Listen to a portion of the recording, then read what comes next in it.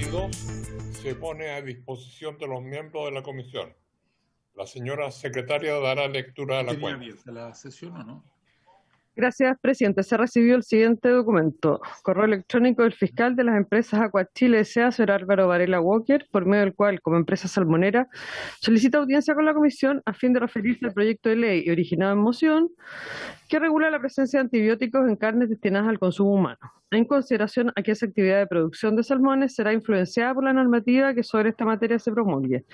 Señala que Aquachile es una empresa de más de 25 años de antigüedad que desarrolla toda la cadena de producción y comercialización de salmones y producción de alimentos para salmones, teniendo sus actividades en 5 regiones del país, empleando más de 4.000 colaboradores, en tanto que sus empresas de servicio emplean a más de 3.500 personas, por lo que Aquachile alimenta a las familias de casi 50 países.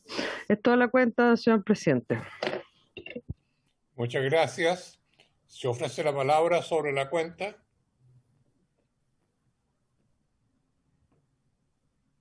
Perdón, presidente.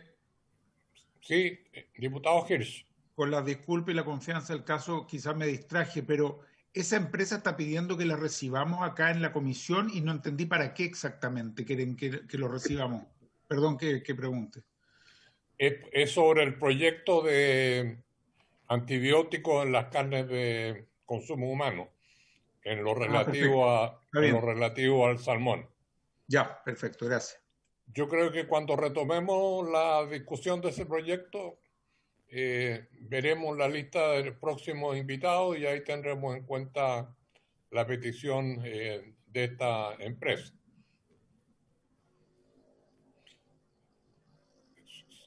Se ofrece la palabra sobre varios. Diputado Brito. Sí, presidente, muchas gracias. Hemos podido adelantar un poquito de trabajo para ir encauzando el proyecto de obsolescencia programada. Pude conversar con el diputado autor de la iniciativa, José Miguel Castro, con el diputado Tomás Hirsch, con usted también, presidente, y aprovechando que está conectado el diputado Patricio Rosas. Es que pensábamos ya en ir acotando el alcance del proyecto y habíamos pensado en trabajar en 3 ideas, que era prohibir la obsolescencia programada, que es un aspecto que todavía estamos al debe, en aumentar la garantía para los aparatos tecnológicos y en establecer un etiquetado del índice de reparabilidad.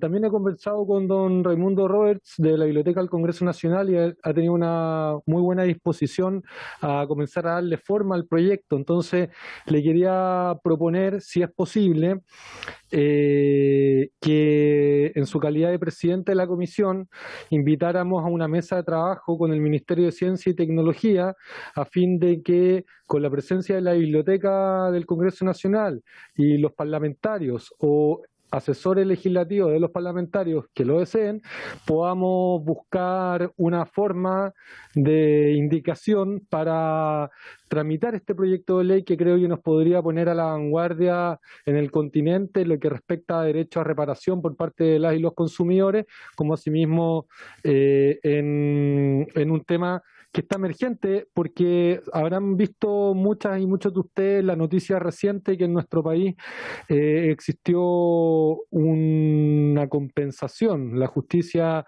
ordenó a la empresa Apple compensar a clientes respecto a una acción colectiva. Yo creo que evidentemente esto es un tema que ya está emergiendo y sería interesante abordarlo de buena manera desde un proyecto de ley integral que avance en el objetivo propuesto. Así que eso, presidente, si tiene a bien, ¿y qué tal le parece esto? Conformar una mesa de trabajo con, idealmente, el Ministerio de Ciencia y Tecnología para de esta manera, de forma transversal, darle un empuje a este proyecto. Muy bien, diputado Brito, me parece pertinente tal como lo conversamos. Y hay dos caminos posibles: que invitemos al Ministerio de Ciencia a la próxima sesión para tener un intercambio formal, o que yo tome contacto directo con el Ministerio y los invite a formar parte de este grupo de trabajo, o las dos cosas. Yo sugeriría que comenzáramos por invitarlos para formalmente explicarle el sentido del proyecto y que como resultado de esa conversación ahí podamos establecer la organización de este grupo de trabajo. No sé qué piensan, diputado Brito. Por mi parte, muy de acuerdo, presidente. Me interesa mucho que podamos involucrarnos con el ministerio y de forma transversal avanzar en el objetivo propuesto. Sí, diputado Castro. Gracias, presidente. A mí me interesaría si se le pudiese hacer, concordando plenamente con la idea del diputado Brito y con el camino que usted propone, presidente, me gustaría si la Secretaría también le pudiese hacer llegar todas las presentaciones al Ministerio de manera que vengan con algo un poco más digerido y en el fondo sabiendo a qué se van a enfrentar, que en el fondo es este trabajo en conjunto, porque hacerle una exposición a ellos o que ellos vengan simplemente a opinar del proyecto, yo creo que lo importante sería que lo trajeran un poquito más masticado, creo yo. Gracias, presidente. Muy bien.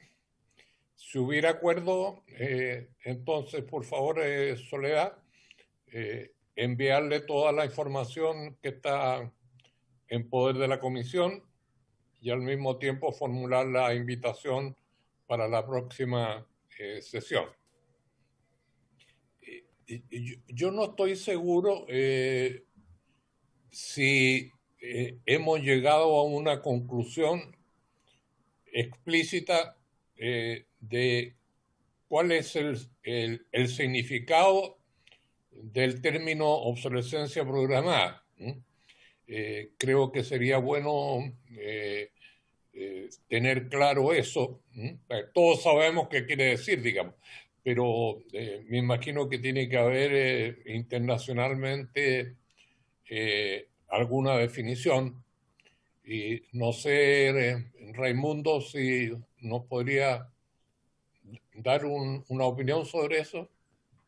Y después, presidente, le pido la palabra. Sí, muy bien. Raimundo y enseguida el diputado Hirsch. Sí, presidente, disculpe, a ver si entendí bien. ¿Se refiere a una versión ahora o que elaboremos un documento sobre las distintas definiciones que existen? Si es ahora, le puedo decir que al menos existen de dos tipos, las absolutas y las relativas. Y en total son, si no me equivoco, 5 o 6 marcos diferentes que van desde la obsolescencia por uso o por uso del consumidor. Es decir, tengo un producto y sale un producto de la misma marca, mismos servicios, pero que es estéticamente mejor o que tiene una mejor publicidad y que induce a las personas a comprar el siguiente, hasta la obsolescencia absoluta o mecánica, que es cuando un producto tiene piezas que tienen cierta cantidad de ciclos de vida útil. Una lavadora, por ejemplo, que puede traer un ring X que se echa a perder después de usarla durante, no sé, 120 veces. No sé si respondo a eso con su pregunta, y si sí, no, me quedo con... Sí, perfectamente. No sé, Raimundo, si en una página o 2 páginas pudiéramos tener de manera muy resumida estas 5 o 6 concepciones del término. Sí, perfecto. Lo antes muy posible. Bien. Tomás, por favor. Gracias, presidente. No, respecto a este último tema de la obsolescencia programada, nosotros creo que ya se entregó a la Secretaría pero tenemos una propuesta de 2 invitados, 2 abogados para invitarlo a la comisión eventualmente la próxima semana, cuando usted estime, presidente, que pueden ayudarnos también justamente en el tema de esta definición, según lo que hemos conversado con ella. Una es Constanza Muñoz, que es una abogada ambientalista, y Esteban Barra, que es un abogado civilista, ambos de algún modo vinculados y con experiencia en torno a estos temas. Así que ellos han ofrecido, en torno a lo que nosotros les hemos hablado, ayudar también con alguna definición o definiciones comparadas respecto de este término, de lo que se utiliza en distintos países, presidente. Eso solamente. Sí, y tendríamos que agregar al profesor Pinochet, que no fue sugerido por uno de los invitados, de manera que la próxima sesión podemos invitar al Ministerio de Ciencia y vamos a ver con la Secretaría si uno o dos invitados que nos permitan abrir espacio en la hora y media que disponemos. Así que tomamos nota, Tomás, y haremos las invitaciones correspondientes. ¿Alguien más sobre varios?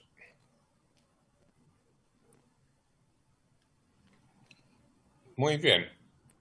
Entraríamos... Presidente, ¿sí? de Tomás. algún modo, no, para agregar y poder avanzar bien con el proyecto, estamos pensando en invitar al Ministerio de Ciencia, me parece bien, pero yo creo que también se podría pensar en invitar al Ministerio al tema del medio ambiente, porque de algún modo creo que está relacionado. Nosotros tenemos otra invitada que nos ha mencionado este tema, que ha estado siguiendo las sesiones en torno a lo que se conoce como la ley REP, que tiene que ver con el tema del reciclaje, que está muy involucrado con este tema.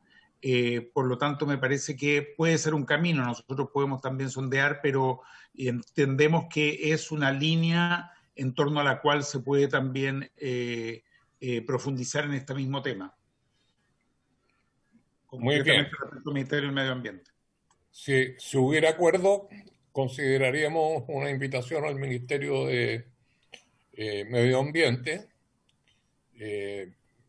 Vamos a ver con la Secretaría si invitamos a los dos ministerios a la próxima sesión o intercalamos algún invitado individual, pero queda registrado y entiendo que hay acuerdo para solicitar la presencia del Ministerio de Medio Ambiente. Bueno, dicho eso, pasamos a esta Yo tengo sesión. fallo, presidente. Perdón, Patricio, no me había dado cuenta. Gracias, presidente.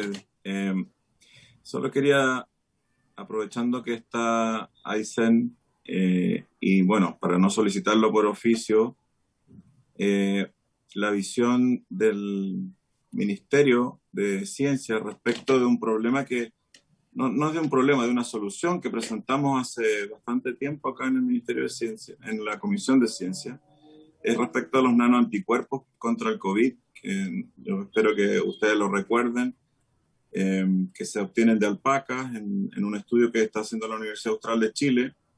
Aprovechar de contar que el gobierno regional aportó en Valdivia 200 millones para que funcione por lo menos 3 meses más.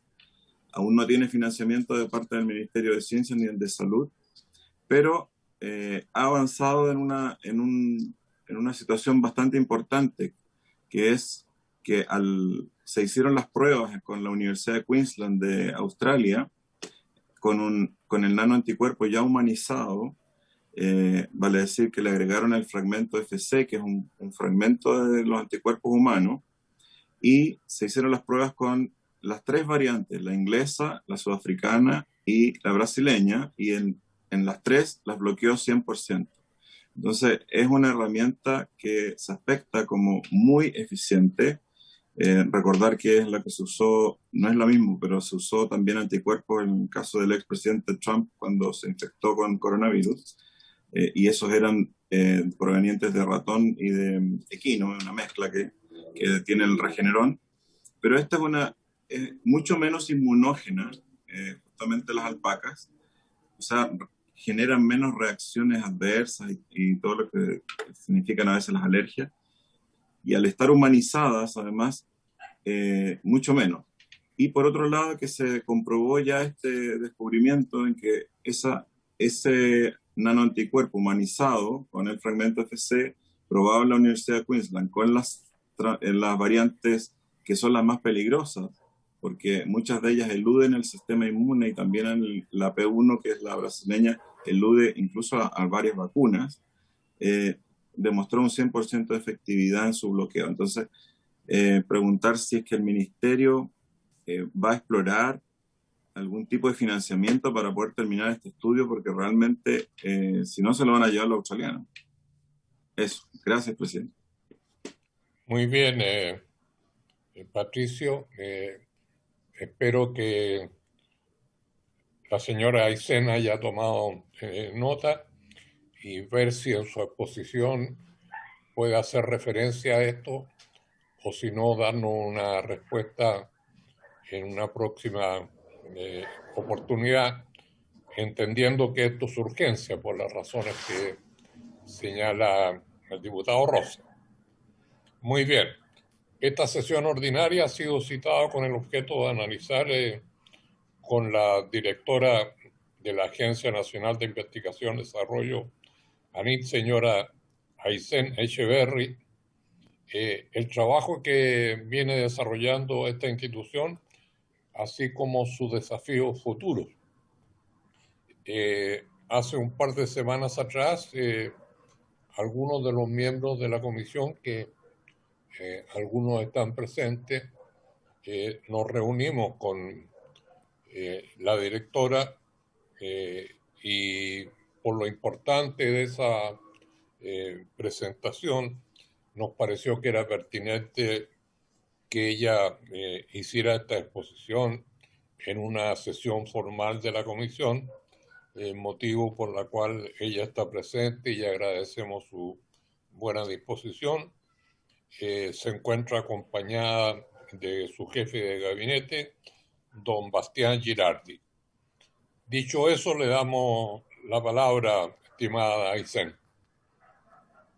Muchas gracias, presidente, y muy buenas tardes a todos los diputados. Voy a referirme brevemente a lo que mencionaba el diputado Rosa. Más bien tomo nota, voy a ver con el Ministerio de Ciencia, no tengo aquí a mano el perfil de financiamiento que tiene ese proyecto desde la agencia. Creo que tiene un FONDEF, no estoy 100% segura, pero vamos a revisar el caso. Y también desde el lado de MinCiencia, que yo entiendo que ellos han estado dándole trazabilidad y seguimiento. Así que me llevo la tarea y me comprometo a poder informarles en qué está eso y cuáles son las alternativas que hoy día tenemos disponibles. Muy bien, muchas gracias. Súper. Dicho eso, como bien decía el diputado Toá, hace algunas semanas atrás tuvimos una reunión convocada desde la agencia esta vez, básicamente motivados por la preocupación o el interés de poder tener una conversación con esta comisión más allá de la conversación de becas, que ha sido una conversación bien fructífera, pero que nos tuvo bien ocupados el año pasado y que se comió un poco la agenda de otros temas que son relevantes de la agencia y que creemos que es súper importante que ustedes como diputados de esta comisión conozcan, tengan a la vista y eventualmente, si es que lo consideran pertinente, podamos diseñar alguna agenda de trabajo conjunta para el año que tenemos por delante, basado precisamente en el trabajo que está haciendo la agencia o en otros temas de interés para esta comisión que nosotros pudiéramos abordar. Entonces, voy a compartir mi pantalla.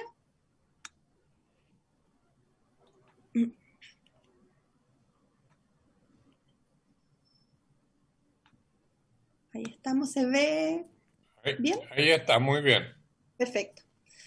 Entonces, esta presentación comienza con un recordatorio muy breve de qué es lo que hace la agencia. La agencia hace, o más bien financia, 4 actividades principales: la formación de capital humano, los proyectos de investigación individual, la investigación asociativa o colaborativa y la investigación aplicada. Y esto lo hace además con componentes de internacionalización, difusión del conocimiento, impacto regional, acceso al conocimiento, inserción de capital humano.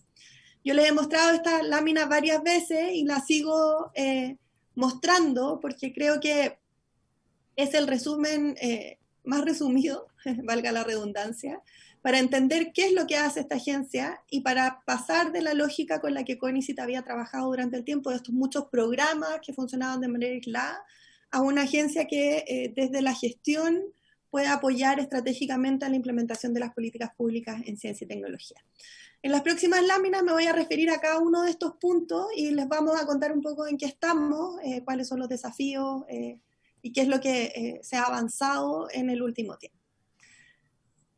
La primera, y perdón por lo cargado de las presentaciones, pero quisimos poner muchos datos con el objetivo de que se la dejen y la tengan a mano y como referencia en el trabajo que ustedes hacen diariamente. En formación de capital humano estamos evidentemente enfocados en preparar a las generaciones futuras y que estas generaciones sean lo más preparadas posible. El país recibe todos los años cerca de 1.500 nuevos doctores que se reparten en todas las disciplinas. que vienen tanto de nuestros programas de formación nacional como de Beca Chile, que es posgrado en el extranjero. Este programa beneficia principalmente a nacionales, solamente el 3,3% de los doctores en Chile son extranjeros, pero hemos visto que en el último año se ha vuelto también un programa atractivo para profesionales de otros países de la región que vengan a estudiar a Chile, dado básicamente o justificado en la calidad de nuestros programas a nivel universitario y en la explosión que han tenido los programas de doctorado en nuestro país en los últimos años. Sin embargo... Perdona, sí. Isen, una pregunta muy puntual. ¿Esos 1.500 nuevos doctores es el total del país o son aquellos que obtienen el doctorado a través del programa de ustedes? Son básicamente los que obtienen el doctorado a través del programa nuestro, que son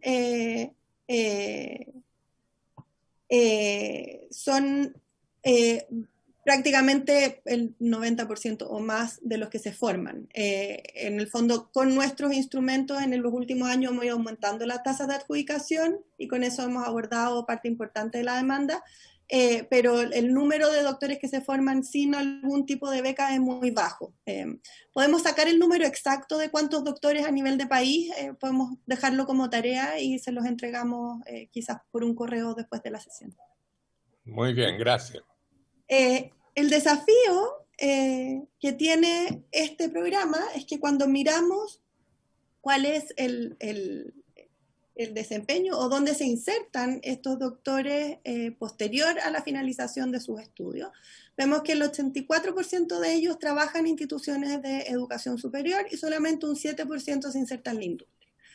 ¿Por qué es importante esto? Porque cuando miramos lo que ocurre a nivel de investigación en nuestro país, parte importante, por no decir toda la investigación que se hace con fondos públicos, se hace con fondos de la agencia, y esa investigación y lo que nosotros financiamos para investigación en las universidades genera, en términos de posiciones para hacer investigación, la línea naranja que aparece en el gráfico de más abajo. Entonces, hemos ido aumentando con el tiempo el número de doctores. Estos doctores trabajan principalmente en la academia, pero el esfuerzo que hemos hecho por crear nuevas posiciones en la academia destinadas a investigación se ha mantenido relativamente estable durante el tiempo, y eso nos empieza a generar una brecha entre el número de doctores disponibles y las posiciones que hay, además de una necesidad de avanzar con mayor énfasis en la inserción de estos doctores en la industria, en el sector público y en otras áreas que no sean las exclusivamente académicas. ¿Cuáles son los principales hitos del 2021 y que creemos van a marcar la agenda en temas de formación de capital humano? El primero, y que ustedes conocen muy bien, es la suspensión de Beca Chile en el 2020. Beca Chile tuvo, a raíz de la discusión del presupuesto en el fondo, no va a tener llamado durante el 2021, pero sí en base a las últimas modificaciones que se hicieron en el presupuesto hacia el final de la discusión, logramos tomar o aumentar en 300 cupos, más bien en 253 cupos para ser preciso, las becas nacionales que se dieron en Chile. Es decir, en años pasados el número de becas de doctorado que habíamos dado era alrededor de 250, este año pudimos dar las mismas 250 más otras 253 que se financiaron con estos fondos extraordinarios que se incorporaron hacia el final de la ley de presupuesto. El desafío de esto es un desafío de gestión porque estas becas van a generar arrastre y necesitamos hacer crecer el instrumento de manera de que podamos mantener una tasa de adjudicación ojalá equivalente a la que hemos obtenido este año, que es la más alta de la historia en becas nacionales. El segundo elemento, que fue lo que nos tuvo ocupados gran parte del año pasado, son las extensiones con financiamiento para los doctorados en el extranjero. Después de numerosas gestiones y de un trabajo, creo yo, bien importante de esta comisión en la discusión presupuestaria, se nos otorgó la facultad y el financiamiento en una segunda instancia para poder entregar extensiones financiadas a los becarios. Abrimos un periodo para recepción de esas solicitudes hace 3 semanas atrás. El plazo termina mañana. Mañana es el último plazo para recibir estas solicitudes de extensión. Y hasta la fecha, hoy día al corte, un par de horas antes de esta comisión, habíamos recibido 170 solicitudes.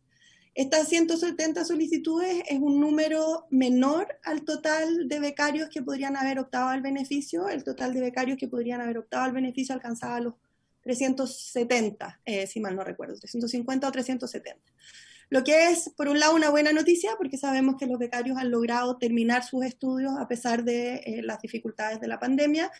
Y también es un número a mirar una vez que hayamos hecho el análisis de estas solicitudes para entender realmente cuál es la magnitud de la necesidad y cómo podemos abordarlo respecto de esta pandemia, pero también respecto de desafíos futuros. Y por último, como tema nuevo y contingente, efectivamente Beca Chile va a ser un tema de discusión este año, dado que está suspendida la convocatoria este año.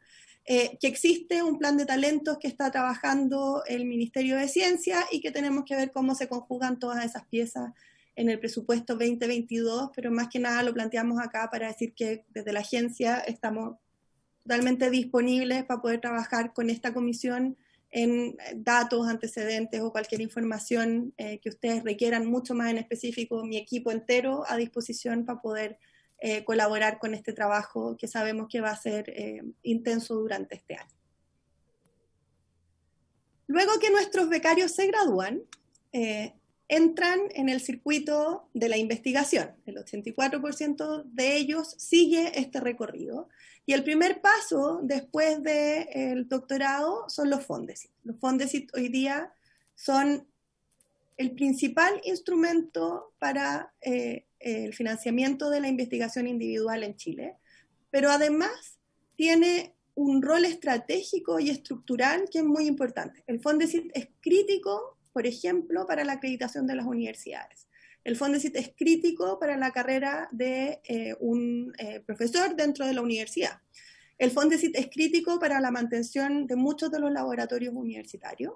Y el Fondesit es crítico dentro del sistema, ya que a través del Fondesit se emplea a un número importante de personas que trabajan en el sector de ciencia y tecnología sin ser investigadores, como son los ayudantes de investigación, el personal de apoyo o los tesistas. Si miramos los últimos 3 años, en los últimos 3 años hay más de 25.000 personas que han recibido, por concepto de, comillas, remuneración, fondos desde proyectos de investigación del Fondesit y el 40% de ellos corresponde a personal de apoyo, ¿ya? Si miramos en términos de proporción, si miramos el total del gasto del I+D según el origen, el Fondesit representa el 16% del gasto del I+D. Es decir, es un área de mucha importancia, no solo por la cantidad de proyectos, sino que por el rol estratégico que tiene. Nosotros, desde la subdirección de proyectos de investigación, que es donde vive el Fondesit hoy día, hemos iniciado una serie de trabajos que agrupamos bajo el término de modernización, pero en 3 ámbitos. Por un lado, la modernización de la gestión. Fondesit, para quienes les gusta la tecnología, yo sé que hay varios de ustedes en este grupo, funciona con una base de datos que es del 1982, se llama Lutien, es un objeto de arqueología a estas alturas, pero es la tecnología que soporta el Fondesit y eso tiene una infinidad de desafíos desde la perspectiva de la gestión que estamos intentando abordar en circunstancias presupuestarias medias difíciles, pero en fin, es lo que nos mantiene ocupados.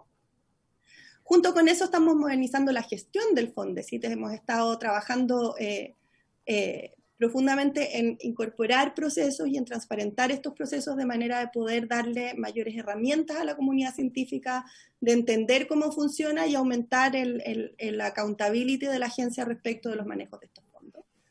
Hemos trabajado en la modernización de la evaluación. La evaluación, para quienes no están familiarizados con cómo funciona la operativa interna, es probablemente la actividad más importante que hace la agencia.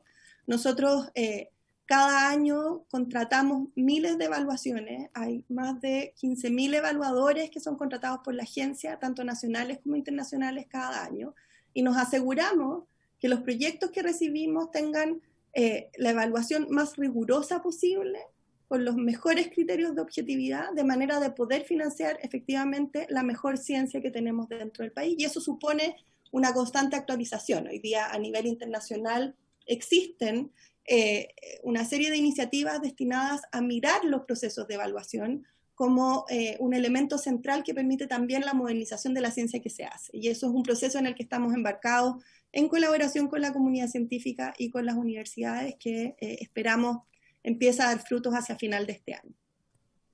Y por último, la modernización del fomento.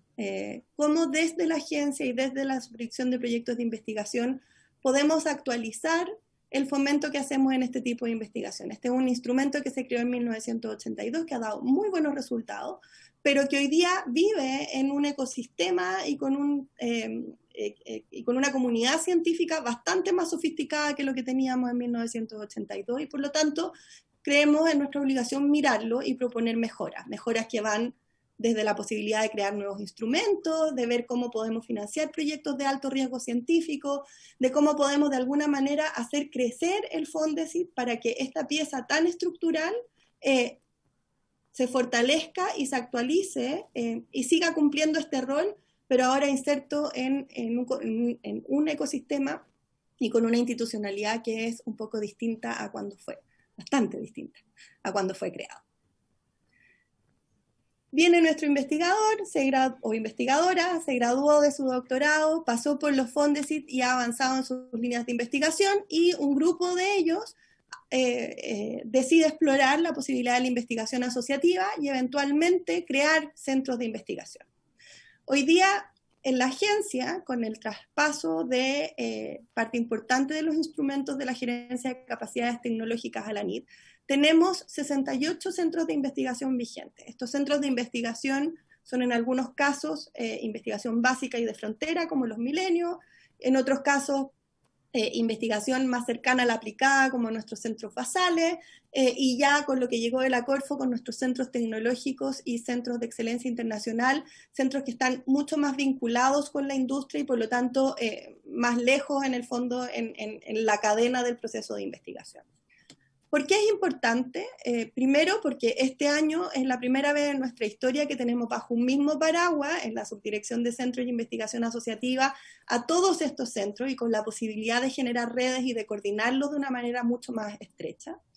Lo segundo es porque este año ocurre un acontecimiento que no había pasado nunca antes, que tenemos a 12 centros que terminan su periodo de vigencia de 10 años y por lo tanto están hoy día en un proceso de renovación competitiva. Es probablemente el concurso más grande que hemos hecho en la agencia y que busca renovar o crear nuevos centros en un número de 12. El concurso está hoy día en proceso de evaluación. Recibimos un número importante de propuestas y estamos embarcados en asegurar la mayor transparencia y la mayor excelencia en el proceso de evaluación de estos centros. Es un desafío, sabemos que va a ser objeto de escrutinio, sabemos que estamos bajo la lupa en este minuto y por lo tanto, en la medida que esto sea de interés de la Comisión, nosotros también súper disponibles para poder ir contándoles cómo va progresando el tema y cómo se va desarrollando este concurso que esperamos entregue sus resultados en noviembre, diciembre de este año, luego de un largo proceso de evaluación internacional. Por último, y aquí hicimos un par de mejoras respecto de la presentación que les hicimos el otro día a sugerencia de los mismos diputados, es la investigación aplicada.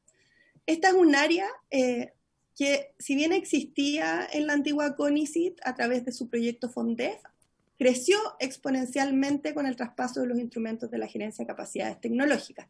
Si lo miramos en términos de presupuesto, pasamos de un presupuesto de cerca de 15.000 millones a uno de 37.000 millones este año. Y si bien en el 2020 hicimos 7 concursos, en el 2021 vamos a hacer 12 concursos que están destinados precisamente a lograr esta investigación aplicada. Incorporamos algunos detalles, por ejemplo, nuestros resultados en términos de madurez tecnológica. Si miramos cómo se distribuyen, cuando vemos nuestros productos, cerca de la mitad de los productos que se financian o que se desarrollan mediante los instrumentos FONDEF principalmente, terminan el proceso en estado aún de laboratorio, es decir, precomercialización. Cerca de, no voy a lograr el porcentaje, pero serán un tercio de ellos, logran llegar al estado de pilotaje y un grupo marginal, solamente 69 en los últimos 5 años, ha llegado a la etapa comercial o precomercial, que es el minuto en que naturalmente debieran saltar o a la comercialización pura y dura o a los instrumentos que hoy día tiene la Corfo para prototipaje, escalamiento y en el fondo concluir este camino del emprendedor de base científica tecnológica. Si miramos en términos de resultados, cerca de un tercio de las patentes que hoy día recibe el INAPI vienen de las universidades, y de ese tercio, o más bien de la torta completa, el 9% viene de FONDEF, lo que habla de un instrumento que está siendo bastante efectivo en la generación de resultados y que con la incorporación de estos nuevos instrumentos tenemos hoy día una oportunidad de hacerlo crecer y de empezar a pensar emprendimiento de base científica tecnológica entendido como esos productos o servicios o resultados que tienen un componente científico muy fuerte, empezar a entenderlo como una alternativa y como algo a potenciar con mayor énfasis desde la agencia en los próximos años.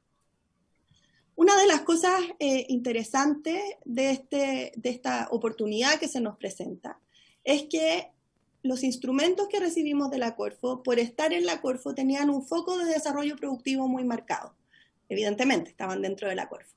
En la agencia existe la posibilidad de entender la investigación aplicada con un foco más amplio, donde el desarrollo productivo o la competitividad es uno de los objetivos a lograr, pero también el generar conocimiento para fortalecer la toma de decisiones en políticas públicas, el generar conocimiento para expandir el nivel de conocimiento disponible dentro de la sociedad completa y de esa forma entender investigación aplicada como un conjunto más amplio, sin olvidar por ello el crecimiento económico y la competitividad, que sabemos que son elementos importantes también a considerar y a mantener en el tiempo.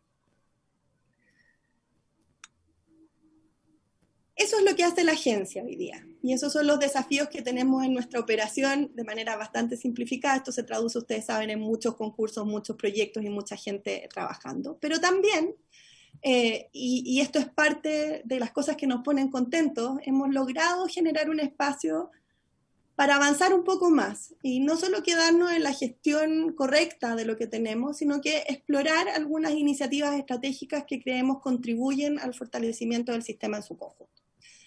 Tengo un par de láminas para hablarles de esto, voy a tratar de ser breve.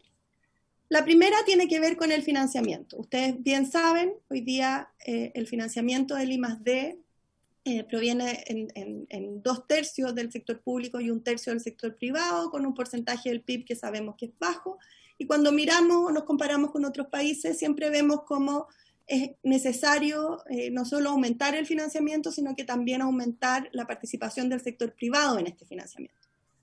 ¿Por qué es importante desde la perspectiva de la agencia? Porque cuando miramos el comportamiento de nuestros instrumentos y vemos postulaciones y los comparamos con las adjudicaciones, vemos que hay un número importantísimo de proyectos que han sido bien evaluados que no tienen financiamiento. Y eso es una pérdida, porque son buenos proyectos con buenos investigadores, bien evaluados, y sin embargo el financiamiento no es suficiente para que todos ellos ocurran, y eso se refleja en una tensión y en un estrés de nuestros instrumentos que a su vez se traduce en pérdida de oportunidades para nuestra comunidad y en pérdida de crecimiento para nuestra comunidad científica tecnológica. Entonces, si bien esto no depende 100% de nosotros, sí hay mecanismos que nos permiten, y es lo que hemos estado pensando, que nos permitirían poder mejorar este financiamiento apalancando otras fuentes de financiamiento. Y para eso hemos ideado mecanismos, y esto fue una solicitud del diputado Hirsch de tratar de mirar estos mecanismos en un poco más de detalle. Lo primero es que hemos incorporado en muchos de nuestros instrumentos una nueva versión de listas de espera. Déjenme explicárselo en sencillo. Recibimos los Fondesit. En los Fondesit hay 300 que logran tener financiamiento, pero tenemos otros 150 proyectos donde nuestros evaluadores nos dijeron: este es un buen proyecto, se tiene que financiar, pero el financiamiento nuestro no alcanza. Estas listas de espera, que son proyectos que ya fueron evaluados de gente que los quiere hacer, están disponibles o podrían estar disponibles para financiamiento de terceros. ¿Qué terceros? El sector privado, en caso de que haya interés, o incluso los gobiernos regionales. Hoy día vemos que los gobiernos regionales financian proyectos de investigación con ayuda de la agencia, pero estos proyectos muchas veces son proyectos de corto aliento, son proyectos de un año y no necesariamente están dentro de la maquinaria que hoy día la NIT tiene. Y de esa manera quedan de alguna forma descolgados. Estas listas de espera, puesto así en la forma más sencilla, van a ser carteras completas de proyectos que vamos a poder poner a disposición de los gobiernos regionales y decirles, miren, aquí hay proyectos en su región que son de excelencia de sus investigadores y donde usted puede dedicar parte de los fondos regionales que recibe para investigación en su financiamiento y nosotros estamos disponibles a colaborar. Desde el lado de los privados podría ocurrir algo similar, con ciertos matices, porque es cierto, y lo aprendimos a propósito de las discusiones que se dieron el año pasado con el acuerdo Anglo-American que finalmente no ocurrió, es que tenemos que resguardar por un lado la excelencia, es decir, que se resguarde y que se respete el trabajo que hace la agencia en la evaluación de esos proyectos, y por el otro lado, el carácter público del conocimiento que se financia. Y eso es algo que es muy relevante y que queremos, en el fondo, seguir explorando y discutiendo con expertos en la materia. Le hemos pedido ayuda al BID, a las universidades y a otros actores para poder avanzar en esta línea y efectivamente si recibimos aportes de privados para el financiamiento de proyectos científicos, que sea en un marco de apertura y de generación de bien público, donde este conocimiento quede disponible y abierto al escrutinio de la comunidad en su conjunto. El segundo proyecto estratégico en el que nos embarcamos el año pasado es nuestro compromiso con la equidad dentro del sistema. La ciencia no ocurre en el vacío, ocurre en un contexto país, contexto que se vio en la vida de todos nosotros a partir de octubre y que marcó, como dice la subsecretaria, nuestra marca de nacimiento. Esta institucionalidad nació con el estallido social y es algo de lo que tenemos que hacernos cargo. El año pasado iniciamos 4 mesas de trabajo destinadas a generar un diagnóstico compartido en conjunto con las universidades respecto de las desigualdades de género, de regiones, de disciplina y los temas de precarización laboral dentro de nuestro sistema.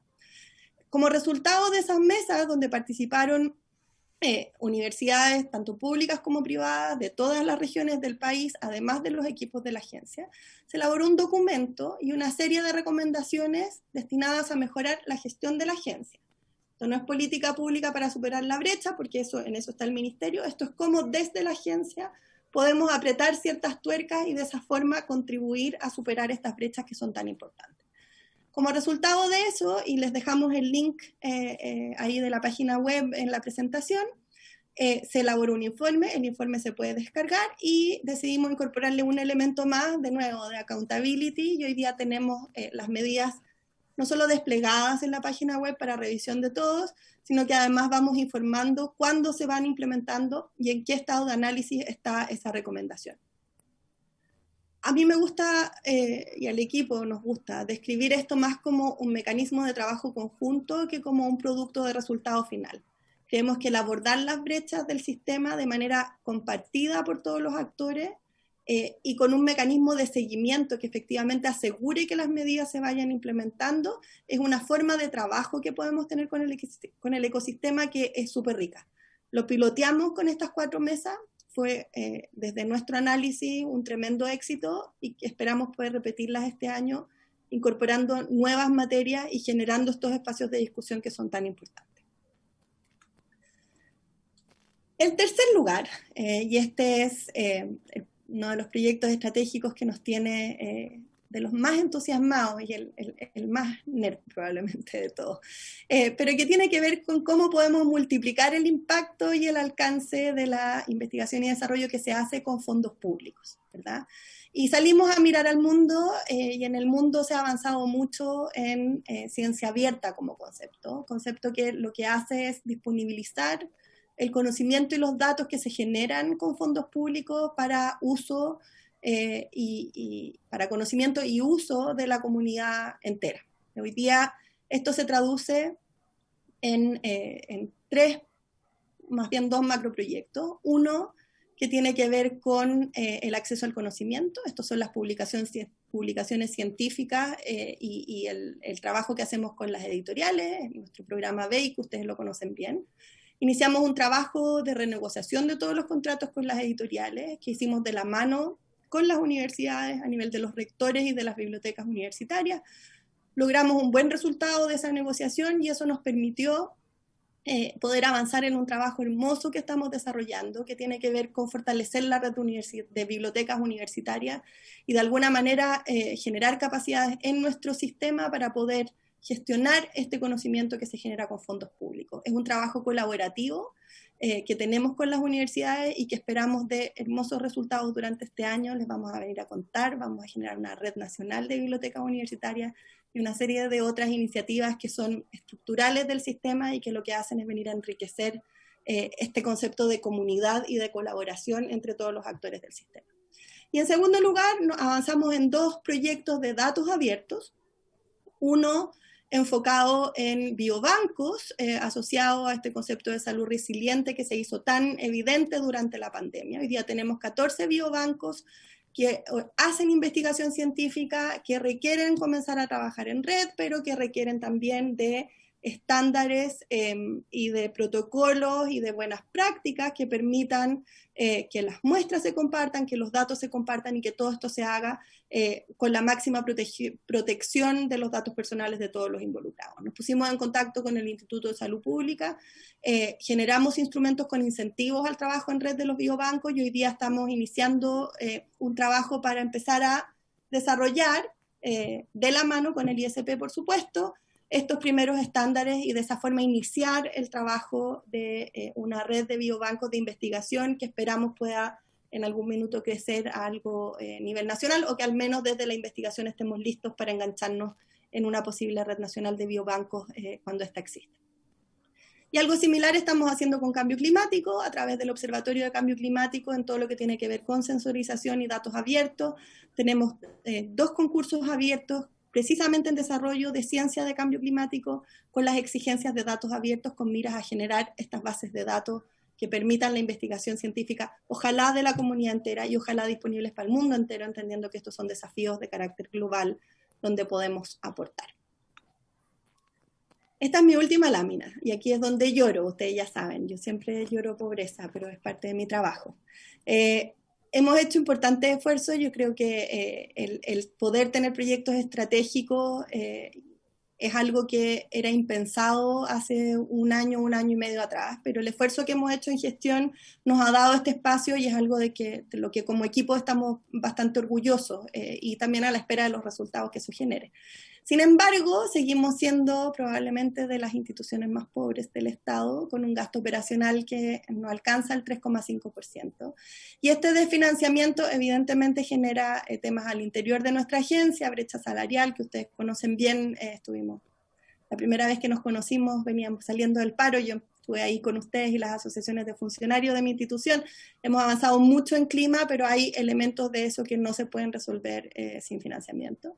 En transformación tecnológica, como les decía, Fondesit con un sistema que es antiguo y que hemos hecho esfuerzos en conjunto con la DIPRES por incorporar recursos para poder mejorarlo, pero es un esfuerzo continuo que tiene que seguir haciéndose en el fondo y que también requiere recursos. Y eso debiera permitir algo que hoy día vemos con dificultad, que es la capacidad de que nuestros instrumentos crezcan. Yo se los he dicho en varias ocasiones, el que a nosotros nos entreguen más recursos para proyectos es algo que se está haciendo cada vez más difícil de gestionar, porque la estructura sobre la cual funciona esta agencia es una estructura que es muy pequeña. Si la comparamos con la Corfo, estamos casi 1,5 porcentual menos de gasto de administración, lo que hace a veces, más bien siempre, bastante complejo el poder administrarlo de buena manera y pone en riesgo también el sistema en su conjunto. Esa era mi última lámina, espero no haber sido muy larga y muy latera. Les pido disculpas si lo fui. Es una agencia grande, entonces siempre cuesta condensar y hacerlo rápido y claro. Muchas gracias, Aysén. Muy interesante. Creo que a partir de esta exposición se abren interrogantes, confirmaciones, tareas que podemos acometer juntos entre la agencia y esta comisión, pero bueno, de eso hablaremos al final y para iniciar la conversación se ofrece la palabra para aquellos miembros de la comisión que tengan consulta. Veo al diputado Patricio Rosas que está pidiendo la palabra. Patricio, por favor. Gracias, presidente. Quisiera consultarle a Aysén si han explorado, ya que es un ministerio que ha sido fruto de muchos recortes, sobre todo en el año de pandemia y en este año de pandemia 2, lo va a seguir siendo. Si han explorado las asociaciones público-privadas mixtas con universidades, una parte en que hayan más actores, no solo 2 actores, sino varios, como por ejemplo una universidad, un ministerio y alguna empresa. Eso por una parte. Y también se han explorado como fuentes de financiamiento o copatrocinadores el sistema de los crowdfunding, porque también esa es una segunda opción a veces cuando no tienes recursos. Y la otra, la cooperación internacional, cuando hay algo que le interesa a varios países, pensando en el tema que planteé al principio, por ejemplo, las embajadas tienen también su agregado cultural y se puede hacer a veces una conexión como para generar asociaciones de recursos entre, por ejemplo, Chile y Australia, por ejemplo, para el caso que mencionaba. Eso. Gracias, presidente. Gracias, Patricio. Vamos a acumular las preguntas porque pueden estar vinculadas unas con otras. ¿Alguna otra consulta?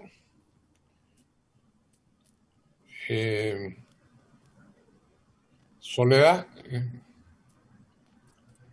No, presidente, acá en la sala no. Bueno, yo quería hacer una consulta y una propuesta. La consulta a Aysén es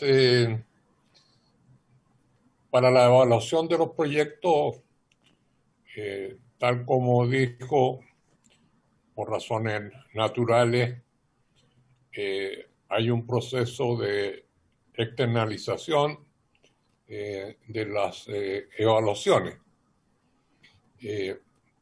tanto de entidades o expertos nacionales como internacionales.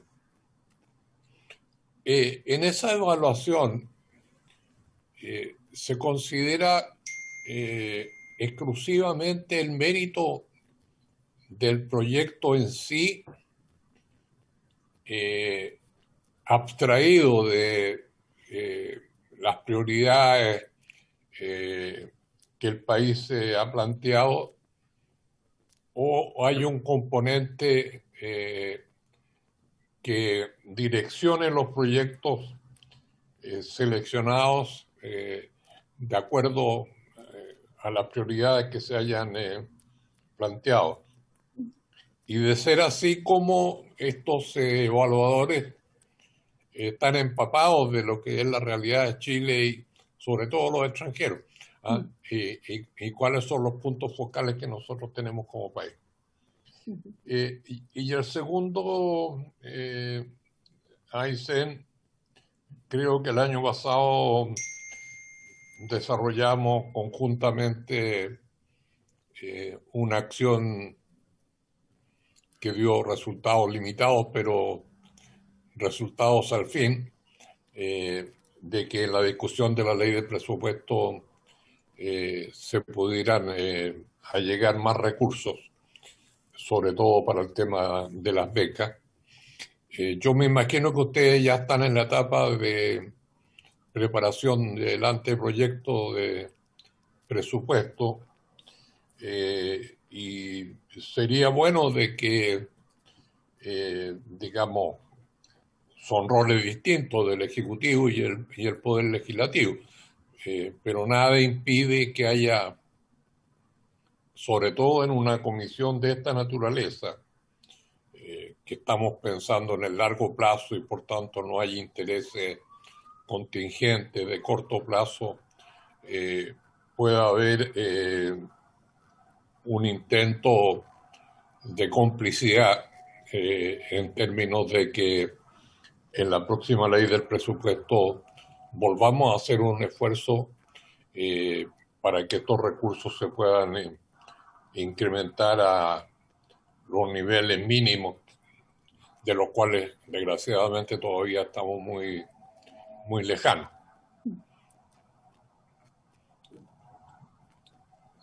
No sé, perdona, Aiser, no sé, Raimundo, si tú tienes alguna consulta. Muchas gracias, señor presidente, y por su intermedio saludar afectuosamente a Aysén Echeverry y felicitarla también por el trabajo que hacen, que es, habiendo participado durante las últimas décadas de cómo el crecimiento de CONICYT y ahora de la NIT, es fantástico. Gracias por la oportunidad, presidente. Quizás me gustaría preguntar, en la misma línea de lo que usted estaba diciendo, si es posible ahondar un poco en la conformación del FICIT y de cómo se relacionan el FIC regional y el FICIT en términos de esta línea estratégica que nos contaba, acerca de poder dotar de financiamiento y al mismo tiempo, me imagino, de capacidades dentro de las regiones para la decisión de ese financiamiento. Eso por mi parte, señor presidente. Muchas gracias. Y saludarla nuevamente. Gracias. Presidente. Sí, el diputado Castro, José Miguel, por favor. Sí, solamente hacer una acotación con respecto al punto que usted acaba de plantear, que me parece de toda lógica y muy atingente, en sintonía con lo que siempre hemos predicado un poco y hemos tratado de llevar en esta comisión, que es la transversalidad.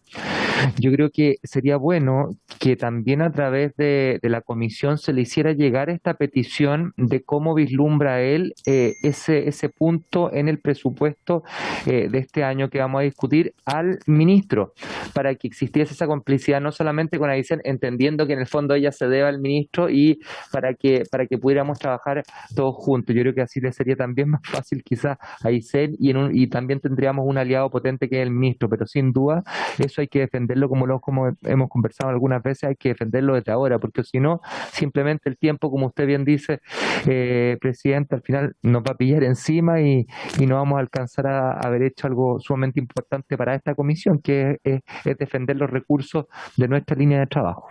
Gracias. Gracias, José Miguel. Sobre ese punto, si la comisión me autoriza, yo podría conversar con el ministro, independientemente de lo que pueda hacer cada uno de ustedes, y naturalmente lo principal que lo va a hacer Aysén cuando le relate esta conversación, pero yo voy a tomar contacto con el ministro para, a nombre de la comisión, hacerle este planteamiento. Ahora sí, Aysén, por favor. Perfecto, muchas gracias, señor presidente, y a todos por las preguntas. ¿Puedo hacer una pregunta previa? Raimundo, usted es de la Biblioteca del Congreso, ¿verdad? Sí, le pido disculpas por no haberme presentado. Sí, soy asesor técnico de la comisión de la Biblioteca del Congreso. Perfecto, muchas gracias. Eso me va a preguntar porque yo también tengo una pedida de vuelta. Vamos por parte. Respecto del financiamiento, hoy día ocurren estas asociaciones público-privadas donde participan empresas, universidades y nosotros, y el mecanismo mediante el cual ocurre es con los procesos de cofinanciamiento. En el caso de los centros basales, por ejemplo, se exige un cofinanciamiento por parte de los privados que depende y en su monto varía dependiendo del proyecto, pero es uno de los mecanismos que tenemos nosotros para motivar e incentivar esta participación desde el financiamiento de los proyectos. Lo que hemos visto es que ese incentivo funciona bien cuando se trata de proyectos de investigación aplicada, no tiene el mismo efecto cuando se trata de proyectos de investigación más básica. Y evidentemente ocurre porque no hay necesariamente un interés específico de la industria por ese desarrollo en particular. Lo que sí creemos, y en conversaciones con algunas empresas hemos visto que este tema ha ido evolucionando, es que la concepción de que el que exista más conocimiento en un área específica contribuye al desarrollo de las industrias también, no directamente en un producto donde tienen participación, sino que en que el ecosistema mejora. El mejor ejemplo de aquello es los temas medioambientales. El tener, por ejemplo, líneas base de las áreas protegidas, proyectos que desarrollan conocimiento de los componentes naturales o de biodiversidad de ciertos espacios, es información que es muy útil para una serie de industrias que están vinculadas con, agricultura, acuicultura u otros, turismo y así infinito, ¿verdad? Entonces, no hay un producto específico y tangible que ellos pueden salir y vender, pero es un conocimiento que a ellos les interesa que exista a nivel país. Y esa conexión entre esos dos mundos, de la parte del conocimiento, no del producto de investigación aplicada, es el que estamos tratando de articular. Y que es una apuesta, o sea, no es fácil de hacer lo que les estoy diciendo, pero tiene que ver con esta idea de cultura que necesitamos empezar a instalar, que es que el conocimiento realmente nos beneficia a todos, beneficia a la industria, nos beneficia a nosotros como sector público, y está ahí, y hay que usarlo, porque por algo lo financiamos también, tiene que usarse de cierta manera. Crowdfunding nunca lo hemos mirado, o sea, no lo tenemos como herramienta, pero me lo anoto porque sin duda es un espacio interesante de explorar.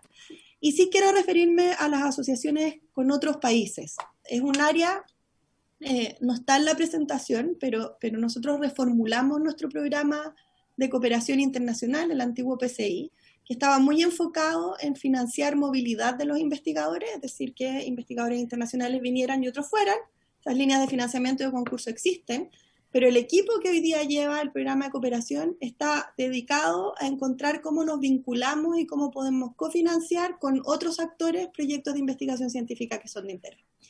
El primer resultado, y es un piloto, vamos a ver qué sale de eso, es un acuerdo que hicimos con el National Academy of Medicine de Estados Unidos, en un concurso que se abrió en enero de este año para proyectos de investigación aplicada en salud, particularmente en el envejecimiento de la población, que es un área prioritaria para nosotros, de lo que salió del CENID. ¿Cómo funciona? NAM, el National Academy of Medicine, convocó a una serie de países, dentro de los cuales está Chile, somos el único país latinoamericano, pide hacer un preproyecto en el fondo que es financiado y evaluado por la agencia, y nosotros vamos a adjudicar 6 proyectos que van a ir a competir con los proyectos de los otros países por financiamiento del National Academy of Medicine. Y luego pasan a una tercera etapa donde pueden llegar a más financiamiento que alcanza cerca de los $2 millones en la medida que vayan avanzando. Entonces, no financiamos en conjunto, pero hacemos una inversión inicial que permite a proyectos nacionales competir en ligas internacionales con fondos mayores. Ese es un modelo que estamos explorando. Hay otros modelos, como el que hemos estado mirando con el gobierno australiano, particularmente en temas de datos, donde estamos explorando otros mecanismos de cofinanciamiento en áreas que son de interés para los dos países, por ejemplo, cambio climático y datos, que es un área que ellos han desarrollado mucho. Todavía no llegamos a acuerdo, así que no quiero echarlo a perder antes de tiempo, pero la lógica es eso, es pasar de esto de solo movilidad a hacer inversiones estratégicas con socios que están interesados en nuestros temas y que nos permitan de esa manera apalancar un financiamiento distinto y al mismo tiempo posicionar a nuestros investigadores afuera. Hemos hecho otros esfuerzos que no han prosperado, hicimos un trabajo bien bonito que sería interesante que lo vieran, con Naciones Unidas a propósito del Pandemic Recovery Report, donde se convocó a agencias de financiamiento de todo el mundo y conversamos y desarrollamos un roadmap de cómo desarrollar ciencia post-pandemia en distintas áreas. A nosotros como país nos tocó trabajar en los temas de cohesión social, que es un área de desarrollo científico bien interesante en nuestro país. El trabajo que hace el COES es de estándar mundial, y donde nos pusimos de acuerdo en temas que eran de interés global y que de alguna manera permiten estos financiamientos compartidos hacia adelante al alinear los intereses de las distintas organizaciones. Entonces, por ahora, un resultado pequeñito que es el National Academy of Medicine, pero que esperamos tener muchos más de esos durante el año. Estamos ahí en algunas conversaciones con OMS y otras cosas que esperamos prosperen. Respecto de las evaluaciones de los proyectos, efectivamente las evaluaciones se externalizan. Nosotros seleccionamos y contratamos a un número importantísimo de evaluadores todos los años. Y la razón de aquello es porque es la forma que tenemos de asegurar la excelencia de nuestros proyectos. En la agencia no tenemos expertos en todas las áreas del conocimiento y por lo tanto malamente podríamos evaluar proyectos así de complejos y sofisticados. Lo que nosotros hacemos es coordinar todo este ballet de personas que miran. Ocurre, y es una excelente pregunta, señor presidente, ocurre que tradicionalmente ese proceso se ha hecho según criterios de excelencia, teniendo la excelencia como el exclusivo elemento a evaluar en los proyectos. Se miran los currículums de los investigadores y la calidad del proyecto de acuerdo a criterios de excelencia, criterios que son internacionales, y se dice este proyecto es bueno. Tenemos experiencias en la agencia de focalización en áreas que son de prioridad para el país. Los FONDAP son un ejemplo, los fondos de áreas prioritarias, que son centros, que se crearon para responder a necesidades específicas. Tenemos ejemplos como el FONIS, que es un fondo que está específicamente destinado al desarrollo de salud. Y tenemos ejemplos como lo que estamos haciendo ahora con estos proyectos estratégicos en biobanco y en cambio climático, donde la agencia dice, para nosotros, como ministerio en este caso y agencia, es importante desarrollar investigación en estas áreas y por lo tanto hacemos llamados específicos para esas áreas, donde el criterio de excelencia sigue estando, pero aseguramos que ciertos proyectos, si es que son excelentes y tienen buena nota, se adjudiquen en esas áreas específicas. Por lo tanto, la focalización no ocurre al momento de la evaluación, ocurre al momento de diseñar el llamado a concurso. Y es importante que así sea, porque en el fondo de esa forma aseguramos que esta ciencia que financiamos sea la mejor ciencia, y la pertinencia de la ciencia se la damos desde lo presupuestario y no desde la evaluación de los proyectos. Este mecanismo que ideamos con las listas de espera interviene de alguna manera en eso, porque nos permitiría buscar en estas listas de espera, por ejemplo, proyectos con pertinencia regional, proyectos que son de interés para un gobierno regional, pero que no necesariamente tuvieron la mejor nota, pero podrían financiarse específicamente porque tiene esta pertinencia regional. Y ese es el mecanismo que estamos probando este año y que les vamos a ir contando cómo se desarrolla, porque es bastante novedoso en cómo nos relacionamos con los GORE y estamos bien entusiasmados de cómo podría funcionar eso. Y por último, me voy a referir al presupuesto al final. Respecto de la conformación del FICIT, nosotros recibimos financiamiento del FICIT en varias de estas áreas. De hecho, todos estos proyectos estratégicos focalizados están siendo hechos con financiamiento del FICIT, porque ese es el espacio donde la política pública se conecta con el presupuesto y en el fondo nos aseguramos de estar alineados con la política de ciencia y tecnología. Es un desafío ver cómo va a funcionar con los gobiernos regionales y el FIC regional, porque efectivamente nosotros somos ejecutores del FIC regional, pero el FIC regional se asigna a través de los gobiernos regionales y los CORE. Lo que hemos implementado por ahora y que ha funcionado, tenemos un caso que operó bien, es a través de las CEREMI. Las CEREMI de ciencia las hemos reclutado como representantes de la NID en el fondo en la conversación presupuestaria del FIC-R. A ellas les estamos entregando estas listas de espera con los proyectos listos para financiar y ellas están trabajando con los gobiernos regionales para que el financiamiento vaya a esos proyectos. Como esto está recién partiendo, el caso de éxito que tenemos ocurrió con Valparaíso, donde el trabajo que hizo la CEREMI con el gobierno regional permitió canalizar financiamiento para un centro regional. Voy a decir el CREAS, pero tengo dudas de si era el CREAS, así que les pido disculpas si estoy equivocada, pero era el CREAS. Donde efectivamente recibimos el mandato del GORE, recibimos el financiamiento y este centro, que era un centro bien evaluado por la agencia, pero que no había sido adjudicado en el último concurso de fortalecimiento, recibió presupuesto extra. La idea es poder replicar ese ejercicio de mejor manera en el siguiente año, usando las capacidades de la CEREMI, que finalmente nosotros no tenemos presencia regional como la Corfo, por lo tanto el vínculo día a día con el gobierno regional es súper difícil desde Santiago, y las CEREMI están ayudándonos con eso, con un mecanismo que ha probado ser exitoso. Y por último, respecto de complicidades en el presupuesto, agradezco el comentario del diputado Castro. Creo que es importante que el ministerio esté involucrado. Nosotros hacemos el trabajo técnico de formulación del presupuesto, y desde ese espacio, digamos, súper disponibles para poder conversar con ustedes cómo se construye y qué especificidades tiene, pero las prioridades presupuestarias tienen que venir desde el ministerio principalmente, así que ahí es bueno que el ministro esté y sea parte de esa conversación también. Si me permite, presidente, una última comentario, aprovechando que Raimundo está.